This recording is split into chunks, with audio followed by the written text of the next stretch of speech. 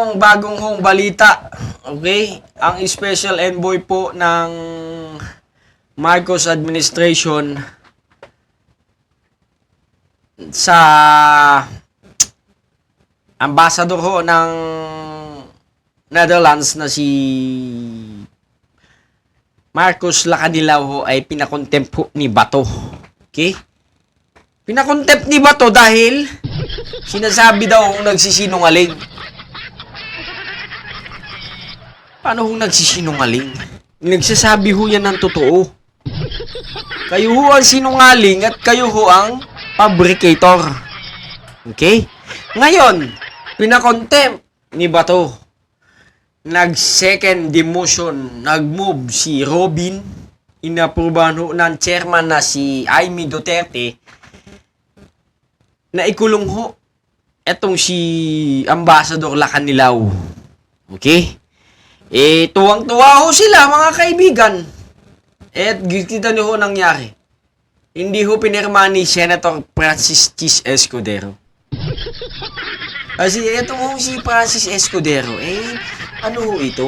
Mautak kong tao, abogado, Attorney Francis Escudero. Chis Escudero. Ito ho ay isang abogado. At nalaman na ho niya na ginagamit lang ho itong hearing na to para in need of election ni Bato at saka ni Amy Duterte. So, hindi ko pinirmahan. Ayan. Refuse to sign by contempt order. Ano kayo ngayon? Amy Duterte, ano ka? Bato Duterte. Oh. Kangaroo, ano kasi yung ginagawa nyo eh. Useless. Diba?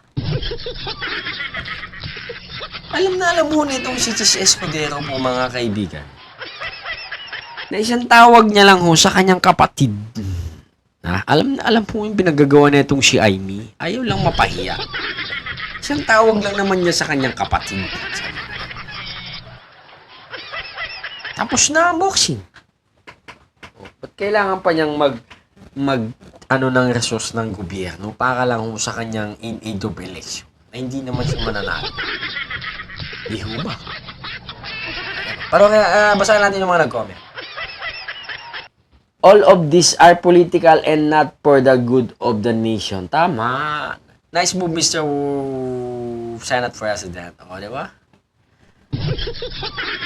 This investigation is aid of election. Tama. I move to close the nomination. The meeting is Kenkoy. Naglalaro lang. Tama.